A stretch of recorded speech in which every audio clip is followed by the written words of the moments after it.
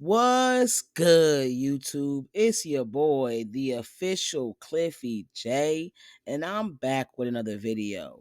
And today, I'm gonna be giving you guys my Australian Survivor Brains versus Bronze Week 1 player ranking. And this is finna be crazy. This is finna be crazy. I'm here. I've never actually done like a week by week player ranking, like power ranking thing for any show, like other than Big Brother. So this is gonna be really fun as videos. Let me say that, as videos. So I've done a couple like lists and stuff like that, but I've never done these videos. So this is gonna be really fun. And the way I'm going to be doing it, obviously, is really simple. I'm looking at, their merge challenge wins. I'm not really caring about the pre-merge wins. It doesn't really matter to me. Team challenge wins don't really matter as much.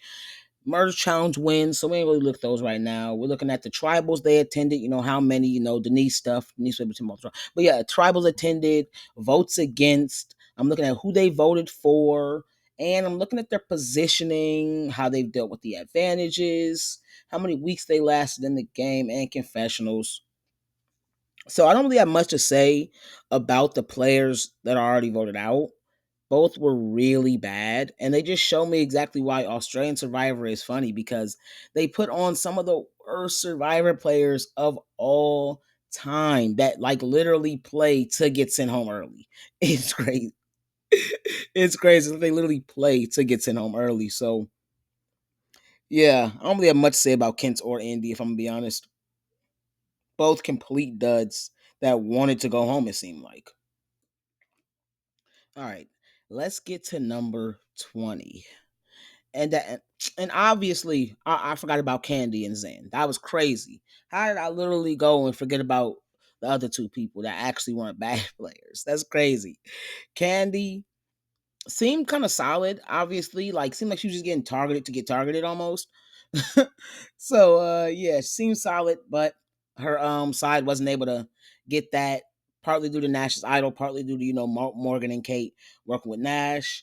And Zen went home because of injury. I don't think I mean, I know it seems like he would have at least made a decent run on this season, and hopefully he gets another chance, because his was mostly because of the challenge. Like, that's the thing with these Australian Survivor challenges, man. So many people get injured, and that's what sucks so bad, is that it's such a physical game that people are gonna get injured. It's just simple as that. It's just gonna happen.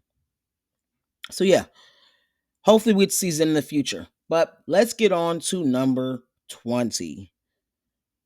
Number 20, I've got Kristen. Haven't really seen much of her, and that's really it. I mean, it's just really the unknown. It's really the unknown. She voted Candy out alongside Nash. A risky vote to do, but it worked out. And that's really it. We don't really know much else. At number 19, I've got Ben. And Ben, it's kind of a similar thing, but more of a opposite, because he worked with the other side. Not as much of a risky vote, voting out Ursula, but it didn't work out in their favor, and Candy went home.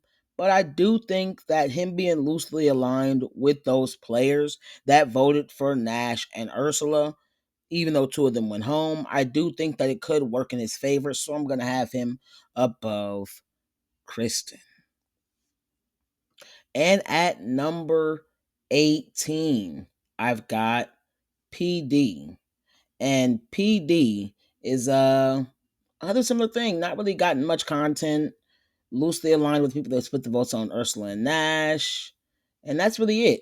He's bigger and buffer, and just seems a little cooler. So I'll have him higher than Ben. At number 17, I've got Zara. And probably wondering why I got Zara this high, given the fact that she has 0 confessionals, but this isn't high. This is Australian Survivor. No one gets confessionals. Like, I don't know how else to say it. No one gets confessionals except for certain people. And even those people have episodes where they get 0 confessionals. It's just stupid. And I'm like, this is dumb. This is dumb. This is so dumb. But it is what it is. She's part of the Witch's Coven, which is why she is this high. It's just that simple. And at number 16, I've got Rich. Rich. We got Rich. I don't know how else to say it. This guy is dumb. Like he's literally dumb as a box of rocks. Look, Indy came at him crazy. So I understand. I'm not gonna act like I don't understand. I do understand. I get it. After that, there's no way I don't flip on these girls though. Everything has been laid out flat, like for you to know, like, bro, they are against you, let alone they are against the guys. It's a guarantee. Yeah, you guys voted out Indy, but if you work with them, we even out the numbers to where we have to go to a tie or you have to flip one of them and they didn't even want to just flip. Nah, bro, I don't know. This guy's, I don't know. I don't know, man. This dude's kind of dumb. It's just that simple. This dude's kind of dumb. They've been giving him a negative edit, so he has no potential based off of those two things. No potential, literally none. So yeah. At number 15, I've got Kalen. And he's aligned with AJ targeting the girls, which I don't really know how that's gonna work out for them, which is probably why I have him this low. And we haven't really gotten any content from him. So, I really can't say too much for the guy. And at number 14, I've got Allie. And she's a part of the Witches Coven, which is why she gets to be this high once again. That's just going to boost you higher than these other people that get no content because she's one of those no content people. And especially her content has been 100% necessary, it seems like. Like they had to show that, like, that she was the one that AJ was trying to chat to about targeting the ladies. So, yeah, nah, no potential, no ability, nothing shown. So gotta have her here at number 14. And at number 13, I've got Ursula. Yeah. And Ursula is someone that's kind of tough to rank, but I also can never have faith in someone with that physique. Like as a woman at that. If you're a woman going into the merge with that physique, on Australian Survivor, let alone any like, bruh, you're going home. I'm gonna just keep it real. You're going home. You can survive a couple weeks. You can pull off a couple moves, but you're going home. So I got literally no faith in Ursula. That just based off of that, especially because she does seem like a beast too. So it's like she's gonna be a beast. She looks like an absolute like dog. Like she has a crazy, insane physique. On top of the fact that she does seem like she'll be working with Nash, which is going to be a big, strategic presence as long as he's there. Nah, man, she's always going to be someone that they're going to throw votes on because, we can't get Nash, we're going to get her. So, nah, I don't really see much for her in this game right now, guys. I don't really see much in this game right now for her. And at number 12, I've got Jesse. And he's one that I think could have a little bit potential because he is very anti, or maybe in like the first or second episode, he was very anti Nash.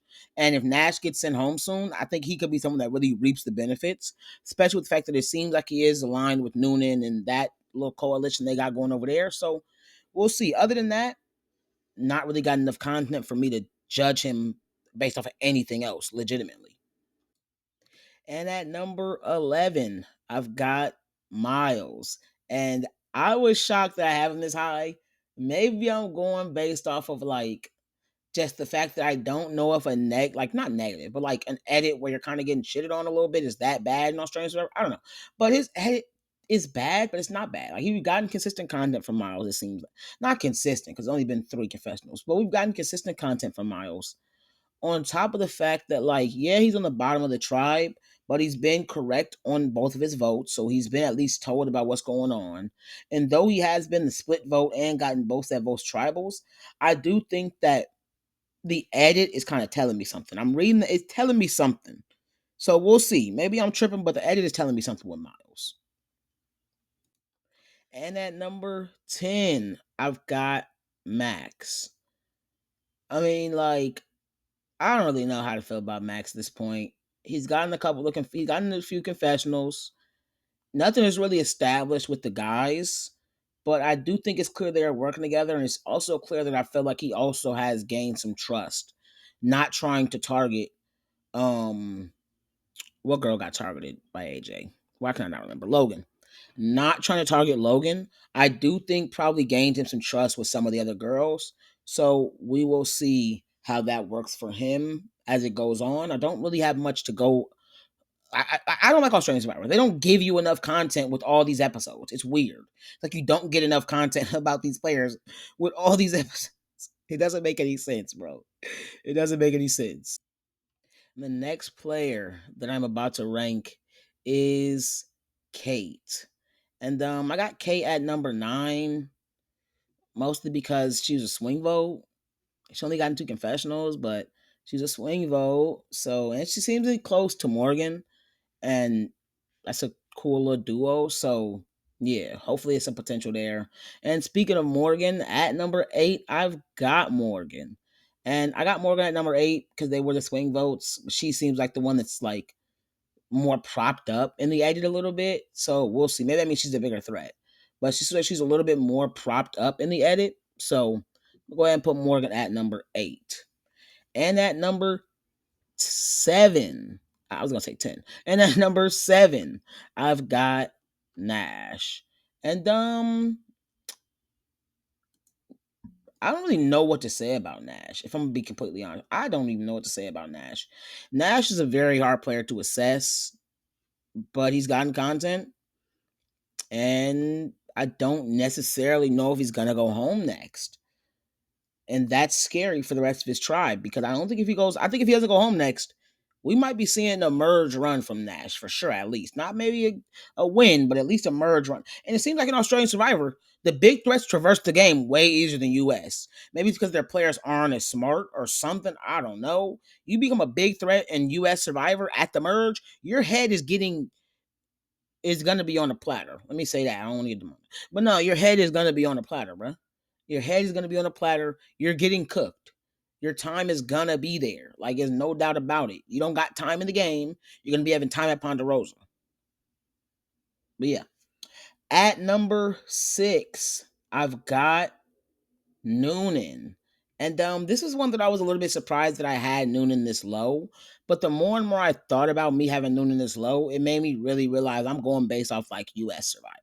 Because I feel like Nash and Noonan, low key, should probably be top 2 and top 3, just simply because they're the ones that are getting all the content. And that's how Australian Survivor kind of works.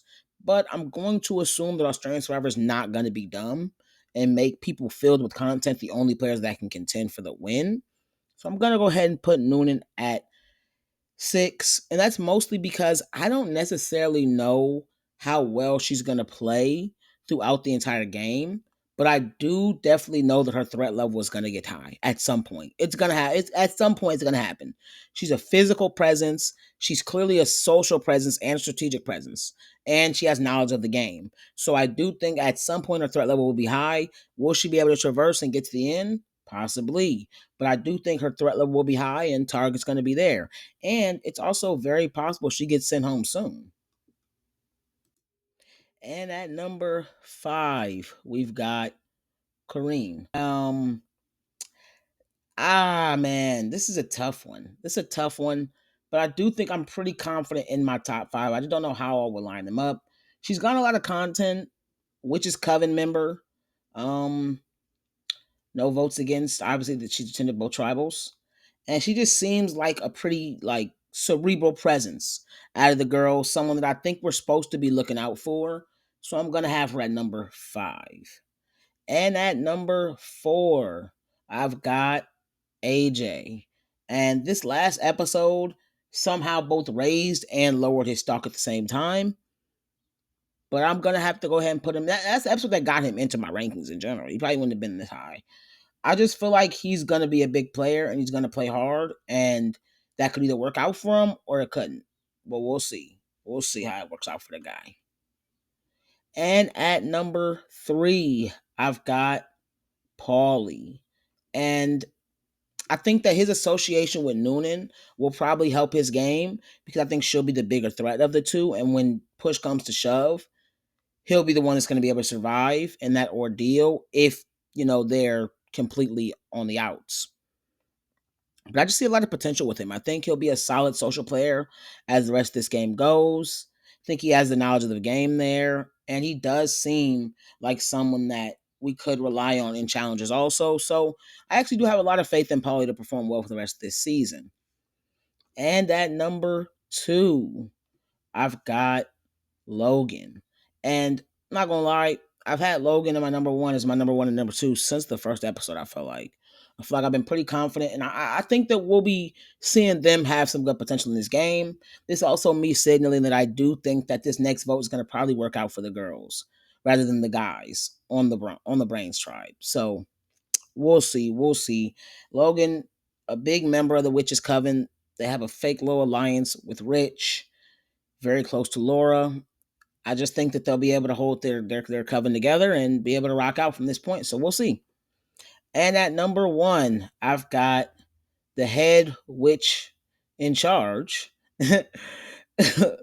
Laura. And I just think that Laura right now is giving off big winner energy. I just think that she's someone that has gotten a lot of content, which is consistent with Australian Survivor winners. And she also has been someone kind of leading the charge in terms of she's the big witch right now.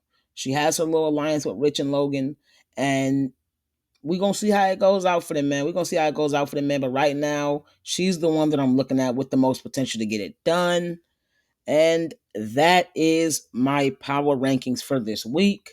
Stay tuned for more Survivor international and US videos. Make sure you guys like, comment, and subscribe, and push the notification bell so you can be notified every time I drop a new lit banger.